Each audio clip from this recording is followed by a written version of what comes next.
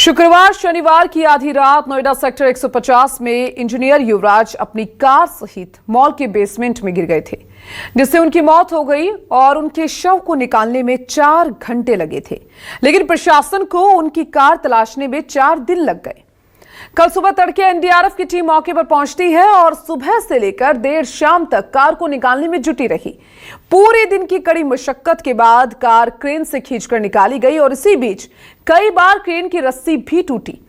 संवाददाता विनय सिंह की इसी पर यह खास रिपोर्ट देखिए। यहाँ पे उनसे भी मदद मांगी थी, फायर ब्रिगेड वाले भी आ गए थे, पुलिस प्रशासन भी था, यहाँ पे कई गाड़ी पुलिस वालों की भी थी। ठीक है जी, कोई भी उसे नीचे बचाने के लिए नहीं तैयार। पूरी प्रशासन की जो है संवेदना है परिवार के साथ। ये बहुत ही दुखद घटना हुई है। ये मेरठ जोन एडीजी भानु भास्कर हैं, जो कह रहे हैं कि पुलिस प्रशासन की संवेदनाएं युवराज के परिवार के साथ हैं। लेकिन ये कैसी संवेदना है और पुलिस की कैसी मदद है एडीजी साहब? जिस वक्त युवराज डूब रहा था उस वक्त आपका महकमा खड़े होकर देखता रहा। वो चीखता रहा, चिल्लाता रहा, मदद के लिए मिन्नतें करता रहा, लेकिन कोई युवराज को डूबने से नहीं बचा पाया। कोई कहता पानी ठंडा है, कोई बोला पानी में सरिया है। शुक्रवार शनिवार की रात 12:06 पर नोएडा पुलिस और दमकल विभाग को घटना की जानकारी मिल गई थी, लेकिन मौके पर 2 घंटे बिताने के बाद भी पुलिस और दमकल विभाग के लोग युवराज को नहीं बचा सके। यहां तक कि एसडीआरएफ और एनडीआरएफ को भी जानकारी देर से दी गई, जिसके चलते बचाव दल करीब 3 घंटे बाद सुबह 4 बजे मौके पर पहुंचा।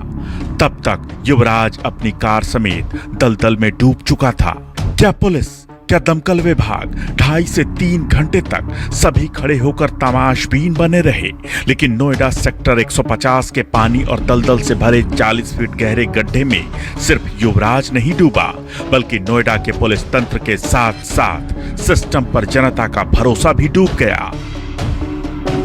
और डूबा हुआ सिस्टम किस कदर सड़ गल चुका है, आप जानकर हैरान रह जाएंगे। करोड़ों के फ्लैट के कंक्रीट की तरह सरकारी सिस्टम भी पत्थर दिल बेरहम हो चुका है। किसी भी जिले में कोई आपदा या इमरजेंसी वाली स्थिति पैदा होती है, ना सिर्फ वो अपने पिता को फोन करता है, उसके बाद उसके पिता लगातार जो है तमाम एजेंसी उनको फोन करते हैं, फायर ब्रिगेड की गाड़ियां यहाँ पर पहुंचती हैं, पुलिस यहाँ पर पहुंचती है, लेकिन उसके बावजूद हर कोई महज तमाशबीन बना रहता है। आपदा प्रबंधन की जिम्मेदारी डीडीए में यानी डिस्ट्रिक्ट डिजास्टर मैनेजमेंट अथॉरिटी की होती है। समय समय पर डीडीएमए की बैठकों के जरिए ही पुलिस और दमकल विभाग के लिए एसओपीज और बाकी दिशा निर्देश तैयार किए जाते हैं। इस डिजास्टर मैनेजमेंट की कमान जिला मजिस्ट्रेट के हाथों में होती है। किसी भी जिले में आपदा प्रबंधन की जिम्मेदारी जिला अधिकारी यानी डीएम के पास होती है और नोएडा में भी ऐसी ही व्यवस्था है। बाकायदा इसके लिए डीएम समय समय पर मीटिंग लेते हैं और तमाम विभाग जो जुड़े हुए हैं डिजास्टर मैनेजमेंट से, उनको ये बताया जाता है कि किस तरीके के दिशा निर्देश का पालन करना है, क्या क्या एसओपीज। लेकिन नोएडा के मामले में सच्चाई जानकर आप हिल जाएंगे। साल 2025 में डीडीएमए की करीब 12 बार मीटिंग होनी थी, लेकिन पूरे साल महज 1 बैठक ही हुई, और ये बैठक भी 18 अगस्त 2025 को बाढ़ के हालात को देखते हुए हुई। डीडीएमए की बैठकों में पुलिस विभाग, दमकल विभाग, नोएडा अथॉरिटी, एसडीआरएफ, चिकित्सा विभाग, नागरिक सुरक्षा, यातायात विभाग और जल विभाग जैसे संवेदनशील विभागों के अधिकारी शामिल होते हैं। लेकिन जब बैठक हुई ही नहीं तो फिर कैसी संवेदना? डिजास्टर मैनेजमेंट की इस मीटिंग में तय किया जाता है कि आखिर आपदा की स्थिति में ये टीम किस तरीके से रिस्पॉन्स करेगी। इसको आप फर्स्ट रिस्पॉन्स सिस्टम के तौर पे भी कह सकते हैं या फर्स्ट रिस्पॉन्स टीम के तौर पे भी आप जान सकते हैं। ऐसे में न्यूज़ 24 सीधा सवाल नोएडा की डीएम मेधा रूपम से पूछता है। सवाल, साल में डीडीएमए की एक ही बैठक बुलाकर शहरवासियों की जान से खिलवाड़ कर रहे हैं अधिकारी। सवाल, डीडीएमए की बैठक नहीं होगी तो इमरजेंसी सर्विसेज के लिए दिशा निर्देश कौन बनाएगा? सवाल, यानी नोएडा प्रशासन की लापरवाही से गई युवराज की जान। सिस्टम कितना बेरहम है इसका अंदाजा आप इस बात से लगाइए कि नोएडा की डीएम मेधा रूपम 4 दिनों में एक बार भी उस जगह नहीं गई जहां युवराज की मौत हुई। तो क्या डीएम साहिबा पर कार्रवाई नहीं होनी चाहिए? हंगामा होने के बाद जब दबाव बढ़ा तो इस मामले में अब कार्रवाई तेज होती दिख रही है। बिल्डर अभय कुमार को गिरफ्तार कर लिया गया है। अभय कुमार एमजेड विजटाउन का मालिक है। इस मामले में दर्ज एफआईआर में दूसरा नाम बिल्डर मनीष कुमार का है जो अभी फरार चल रहा है और नोएडा पुलिस उसकी तलाश में जुटी है। इस मामले में गठित की गई एसआईटी ने भी जांच तेज कर दी है। मंगलवार को एडीजी मेरठ जोन भानु भास्कर घटनास्थल पर पहुंचे। उनके नेतृत्व में एसआईटी की team Noida authority, Noida police, fire brigade, SDRF और एनडीआरएफ से जुड़े अफसरों से अलग अलग स्तर पर पूछताछ कर रही है। सर्वप्रथम माननीय शासन ने एसआईटी गठन किया है। उस एसआईटी में हमारे अलावा मंडलायुक्त मेरठ हैं, साथ में चीफ इंजीनियर श्री अजय वर्मा साहब हैं। चीफ इंजीनियर साहब जो है सभी लोग जो है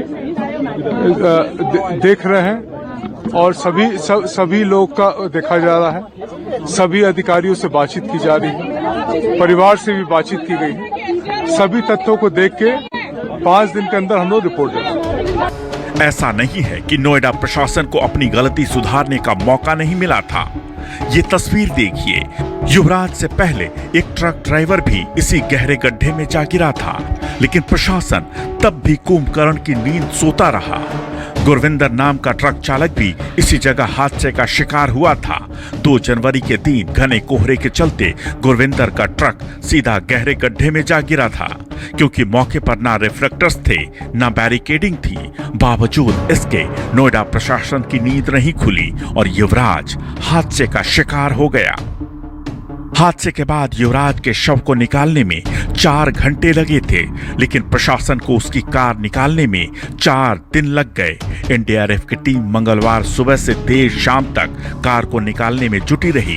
पूरे दिन की कड़ी मशक्कत के बाद कार क्रेन से खींचकर शाम को निकाली गई। इस बीच कई बार क्रेन की रस्सी भी टूटी।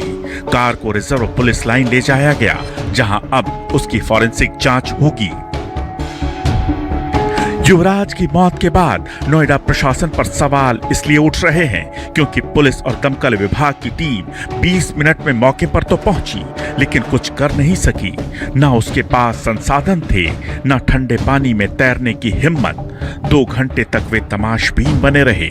अगर समय समय पर जिलाधिकारी स्थिति का संज्ञान लेती और डीडीएमए की बैठक बुलाकर सिस्टम को दुरुस्त रखती तो शायद युवराज आज जीवित होता। अब ऐसे में सवाल ये उठता है कि तमाम डिजास्टर की मीटिंग में ये कहा जाता है कि बड़े इक्विपमेंट इन तमाम जितने भी विभाग हैं उनको दिए जाएंगे। डिजास्टर में आपात स्थिति के लिए तमाम विभाग के जितने भी लोग हैं वो तैयार रहेंगे, लेकिन ऐसी परिस्थिति जब आई तो सोचिए ना फायर ब्रिगेड के पास बड़ी सीढ़ी थी, ना ही कोई रस्सी थी, ना ही ऐसे हालात बनते नजर आए कि बोट के जरिए बचाव कार्य को आगे बढ़ाया जाए। और लगातार 1.5-2 घंटे की मशक्कत के बाद एनडीआरएफ एसडीआरएफ को बुलाना पड़ा, तब तक हालात बद से बदतर हो चुके थे। यानी साफ है कि डिजास्टर मैनेजमेंट की पोल इस पूरे हादसे के बाद खुलती